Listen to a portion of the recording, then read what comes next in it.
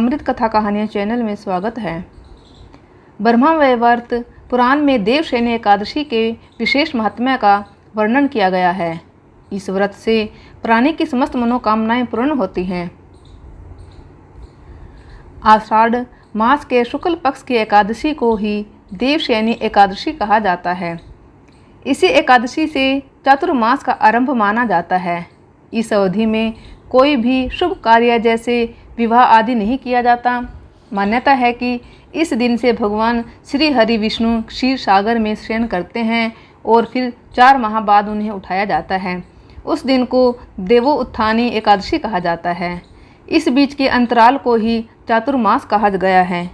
देवशयनी एकादशी व्रत कथा। धर्मराज युधिष्ठिर ने कहा, हे केशव, आषाढ़ शुक्ल एकादशी का क्या नाम है? इस व्रत के करने की विधि क्या है और किस देवता का पूजन किया जाता है? श्री कृष्ण कहने लगे, हे युधिष्ठिर, जिस कथा को ब्रह्मा जी ने नारद जी से कहा था वही मैं तुमसे कहता हूँ। एक बार देव ऋषि नारद जी ने ब्रह्मा जी से इस एकादशी के विषय में जानने की उत्सुकता प्रकट की। तब ब्रह्मा जी ने उन्हें बताया, सतयुग में मानधाता नामक एक चक्रवर्ती सम्राट राज्य करते थे। उनके राज्य में प्रजा बहुत सुखी थी, परंतु भविष्य में क्या हो जाए यह कोई नहीं जानता। अतः वे भी इस बात से अनभिज्ञ थे कि उनके राज्य में शीघ्र ही भयंकर अकाल पड़ने वाला है। उनके राज्य में पूरे 3 वर्ष तक वर्षा न होने के कारण भयंकर अकाल पड़ा। इस अकाल से चारों ओर त्राही त्राही मच गई। धर्म पक्ष के यज्ञ, हवन, पिंडदान, कथाव्रत आदि में कमी हो गई। जब मुसीबत पड़ी हो तो धार्मिक कार्यों में प्राणी की रुचि कहाँ रह जाती है।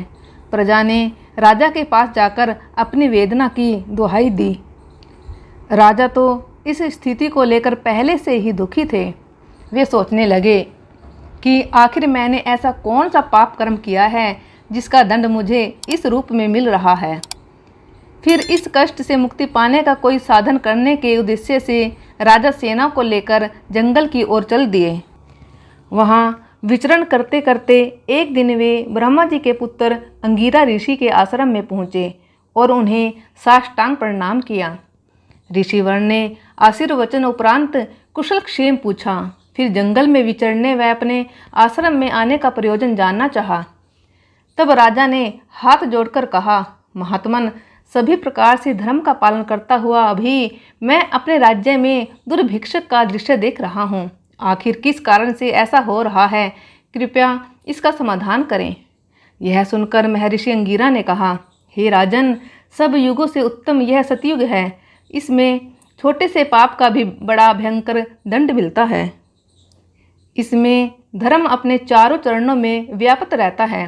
ब्राह्मण के अतिरिक्त किसी अन्य जाति को तप करने का अधिकार नहीं है, जबकि आपके राज्य में एक शूद्र तपस्या कर रहा है। यही कारण है कि आपके राज्य में वर्षा नहीं हो रही है।